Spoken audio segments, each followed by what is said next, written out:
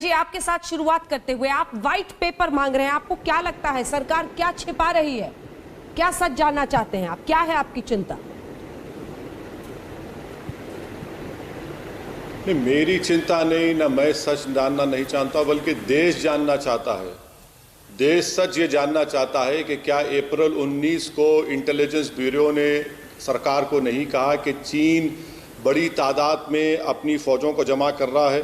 क्या 5 मई के दिन क्या मोदी सरकार को नहीं मालूम था कि गालवान रिवर वैली में चीन की फौज हज़ारों की तादाद में घुस चुकी है? क्या मोदी सरकार को ये नहीं मालूम था कि 9 मई को नक्कुला पास सिक्किम में इंटरनेशनल बॉर्डर में 2.5 किलोमीटर के अंदर चीन घुस गया? क्या मोदी को नहीं मालूम था कि मई 17 और 18 को पोंग सांग सू लेक में चीन घुस चुका है? क्या सरकार को ये नहीं मालूम कि हर साल दिसंबर में आईटीबीपी की जिम्मेदारी होती है कि वो एमएचए डिफेंस के लोग बैठकर ये तय करते हैं कि आईटीबीपी कितने पेट्रोलिंग करेगा, आर्मी कितने पेट्रोलिंग करेगी? और क्या ये बात सच नहीं है कि जम्मू कश्मीर के एनटीआरओ के पास ड्रोन्स हैं? क्या ये बात सच नहीं है? बीजेपी क्यों नहीं बताती कि हमारे आईटीबीपी के पास हर महीना वो पुलिस के साथ, स्टेट पुलिस, कस्टम, मिलिट्री के साथ, मिलिट्री इंटेलिजेंस साथ मीटिंग लेती है?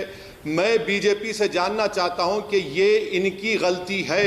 नरेंद्र मोदी की सियासी जिंदगी की सबसे बड़ी नाकामी और उसका खमियाजा देश भुगत रहा है, क्योंकि ये नरेंद्र मोदी की सरकार इस देश को टीवी चैनल की तरह चलाते आ रही है कि टीआरपी ना गिरे, और इनकी टीआरपी ना गिरने की वजह से आज हम देख रहे हैं कि हमारे 20 जवान शहीद हुए। मैडम, इससे बड़ी अफसोस की बात क्या हो सकती है कि 20 में से 17 के जिस्मों पर इतनी बुरी तरह के मार थे और 3 के चेहरे नजर नहीं आ रहे थे। 3 जवानों के गले काट दिए गए। एक हमारा कर्नल सुरेश बाबू के सर पर मारा गया। आज तक के सिस्टर चैनल पर एक सिपाही जिसका नाम राजस्थान का सुरेंद्र सिंह है, वो कह रहा है अपनी बाप को फोन करके कि अगर मेरे पास कृपान नहीं होता तो मुझे मार दिया जाता। कितने चीन के लोग आए? 2000। आखिर इसका जिम्मेदार कौन है? देश जानना चाहता है। और आप तो बड़ी बड़ी नेशनलिज्म की बातें करते हैं। मैडम, आखिरी बात कहकर अपनी बात को खत्म करूंगा कि जब हम ये रोड बना रहे थे तो बीआरओ ने रोड बना रहे थे तो हमको मालूम था कि ये रोड काराकोरम पास से लेकर राइट जाता है तांगसे रूट तक। अब चीन पहाड़ों पर बैठा हुआ है।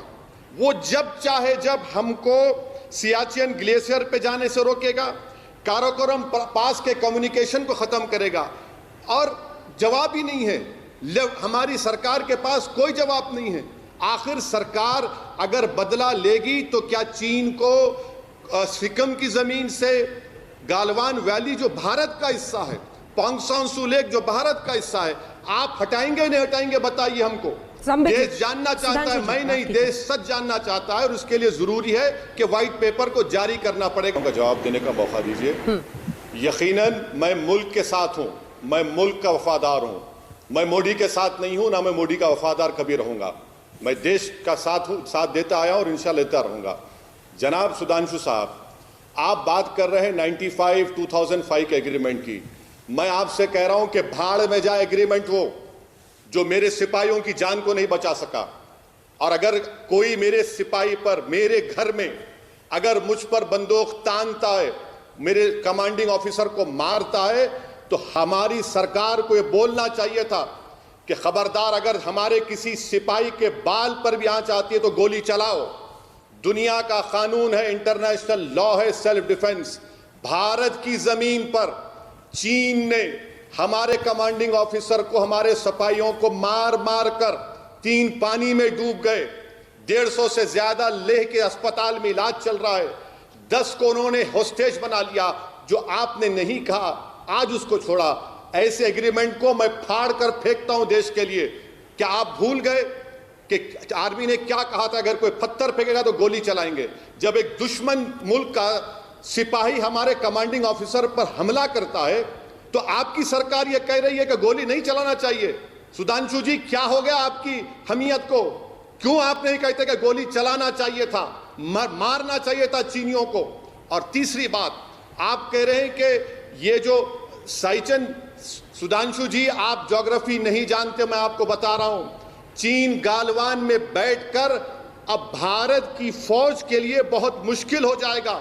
Indian army access to Siachen glacier को रोकेंगे चीनी। और आप ये भी जान लीजिए कि काराकोरम पास के कम्युनिकेशन को चीन खत्म कर सकता है।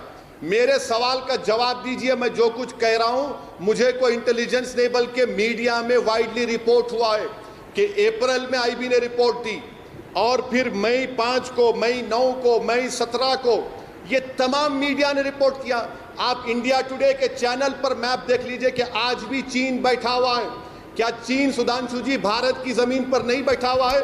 और क्या आप देश को ये पैगाम देना चाह रहे हैं मोदी की तरफ से कि हमारे 20 मरे तो हमने उनको 20 को मारा? सुधांशु जी, एक हिंदुस्तानी की जान की कीमत सारे चीन की आबादी से बढ़कर है हमारे सिपाही की। क्या हो गया आज आप लोगों को? क्या सांप सूंघ लिया आप लोग?